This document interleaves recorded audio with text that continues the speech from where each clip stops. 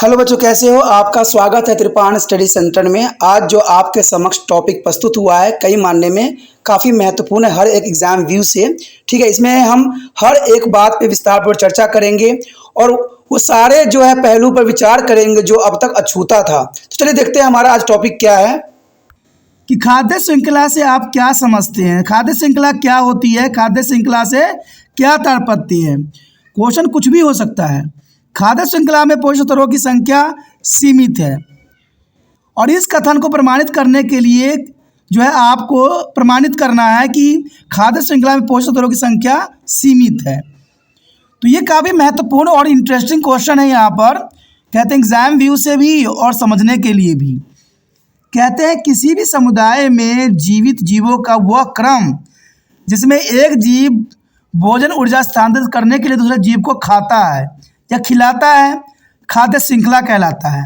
यानी देखा जाए तो खाद्य श्रृंखला का मतलब होता है कि एक जीव को दूसरा जीव खा रहा है, दूसरा जीव को तीसरा जीव खा रहा है और तीसरा जीव को चौथा जीव खा रहा है। अब ये नहीं कि चौथा जीव नष्ट नहीं होगा, चौथा जीव भी नष्ट होगा और वो मिट्टी में मिलेगा। फिर पहला जीव जो था वो उसका अवशोषण करेगा, उसको खाद के रूप में उपयोग करेगा। तो ये क्रम होता है। यानी किसी समुदाय में जीवित जीवों का वह क्रम जिसमें एक जीव जो है भोजन ऊर्जा स्थानांतरित करने के लिए दूसरे जीव को खाता है उसे खाद्य श्रृंखला कहते हैं। खाद्य श्रृंखला के विभिन्न चरण जिन पर भोजन का स्थानांतरण होता है पोषक स्तर कहलाते हैं। यानी खाद्य श्रृंखला के विभिन्न चरण जो होते हैं जिसमें ऊर्जा स्थानांतरण होती है उसे हम पोषक स्तर कहते हैं। वास्तव में एक खाद्य श्रृंखला में एक जीव का प्रतिनिधि करने वाला प्रत्येक चरण एक पोषक स्तर बनता है। यानी देखा जाए तो खाद्य श्रृंखला में एक जीव का प्रतिनिधित्व करने वाला दूसरा जीव होता है और इस तरह से देखा जाए तो एक पोषक स्तर का यहाँ पर निर्माण होता है जो काफ़ी महत्वपूर्ण है। खाद्य श्रृंखला में पोषक स्तरों की संख्या सीमित होती है क्योंकि खाद्य श्रृंखला में हम देखें तो इसमें 2 या 4 या 3 हो सकती है। यानी खाद्य श्रृंखला में पोषक स्तरों की संख्या बहुत सीमित होती है क्योंकि प्रत्येक पोषक स्तर पर जीव की रखरखाव के लिए केवल 10% ऊर्जा का उपयोग किया जाता है। यानी देखा जाए रखरखाव के लिए जो यहाँ पर है सिर्फ 10% ऊर्जा का ही उपयोग किया जाता है जो उस पोषक स्तर तक होता है और शेष बड़ा हिस्सा गर्मी के रूप में नष्ट हो जाती है। जैसे कि आपको पता होगा कि हम लोगों को जो है जीवित रहने के लिए हीट ज़रूरी होती है। बॉडी जो है हीट प्रोड्यूस करती है, हमें गर्म रखती है।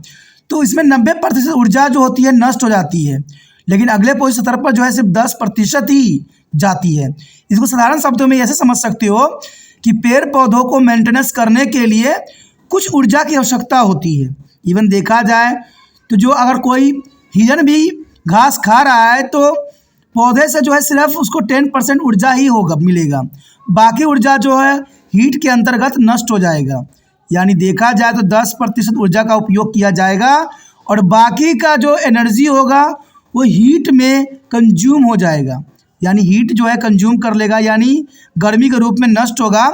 परिणाम स्वरूप प्रत्येक पोषक स्तर पर जीव अगले पोषक स्तर पर प्राप्त होने वाली ऊर्जा का कम ऊर्जा स्थानांतरित करते हैं और हमने पहले भी देखे हैं कि सिर्फ 10% ऊर्जा ही अगले जीव में ट्रांसफ़र होते हैं। तो ये साफ है कि हम जितना मर्जी खा लें, जितना मर्जी भोजन ग्रहण कर ले, भोजन का सिर्फ 10% ही हमारे शरीर को जाता है, बाकी के जितने भी होते हैं सब नष्ट हो जाता है। खाद्य श्रृंखलाओं में आमतौर पर 3 या 4 पोषक स्तर ही होते हैं।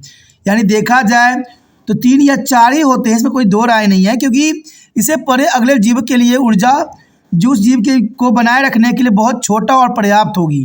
देखा जाए दोस्तों, अगर मान लीजिए कोई अगर हम 10,000 से स्टार्ट करते हैं तो एटलीस्ट अगर लास्ट स्तर पे जाएगा, चौथे 5वें स्तर पे जाएगा तो सिर्फ 1% रह जाएगा और 1% ऊर्जा जो है बहुत ही कम ऊर्जा होती है जो दूसरे जीव को मिलता है। तो इसलिए देखा जाए तो यहाँ पर जो है खाद्य श्रृंखला में सिर्फ 3 या 4 पोषक स्तर को ही रखा गया है क्योंकि 3 या 4 काफ़ी पर्याप्त होती है। क्योंकि अगर देखा जाए अगर 3 रहेगा, 1000 पहले में है तो अंतिम तीसरे नंबर पे जो होगा कितना रह जाएगा, सिर्फ 1% रह जाएगा। तो अगर मान लीजिए 10,000 है, चौथे नंबर पे गया तो 1% रह जाएगी। इसलिए 3 ही यहाँ पर पोषक स्तर के रूप में देखा जाता है क्योंकि अंतिम चरण में जो है बहुत ही कम मात्रा में जो है ऊर्जा स्थानांतरित होती है। तो ये काफ़ी महत्वपूर्ण है एग्जाम व्यू से क्वेश्चन और काफ़ी ज़रूरी भी है। ठीक है, अगर समझ में आया अच्छा लगा। अगर आप मन से तिरपान सेशन की मदद करने का विश्वास रखते हो तो जितना हो सके शेयर कीजिए। और देखा जाए तो एक और महत्वपूर्ण बात होती है कि वीडियो को कभी स्किप करके ना देखें, देखिए तो पूरा देखिए, तभी आपको समझ में आएगा।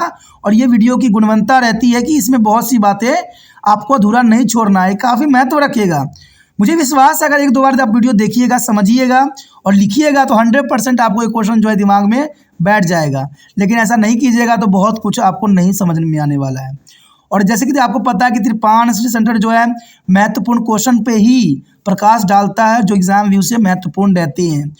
और यहाँ पर क्वेश्चन इसलिए हम बता रहे हैं और समझाने की कोशिश कर रहे हैं क्योंकि इसमें एमसीक्यू के अंतर्गत भी बहुत सी बातें आपको एग्जाम के अंतर्गत आ सकता है।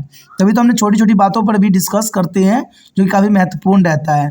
और महत्वपूर्ण ये भी रहता है कि आपको शेयर भी करना है इस वीडियो को, जितना हो सके इस वीडियो को शेयर करने की भावना आप में बने रहना चाहिए, तो शेयर कीजिए।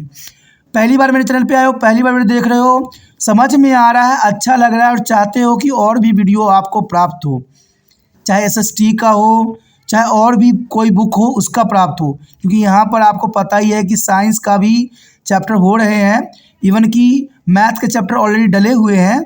तो आप अगर कोशिश करिएगा प्ले लिस्ट पे तो आपको मैथ के भी चैप्टर आपको मिल जाएंगे जो कि बहुत आसान तरीके से समझाया गया है और इससे अधिक आसान कहीं हो नहीं सकता। तो आप मैथ के भी देखिए जो कि काफ़ी महत्व रखेगा। ठीक है, तो ये सब तब मिलेगा जो चैनल को सब्सक्राइब कीजिएगा, और सब्सक्राइब कीजिएगा तो एग्ज़ाम के टाइम आपको क्वेश्चन आंसर भी मिलेंगे जो महत्वपूर्ण रहेंगे। तो सोचिए नहीं, विचार न कीजिए, अभी त्रिपान स्टडी सब्सक्राइब करके अपने मोबाइल में सेव कीजिए।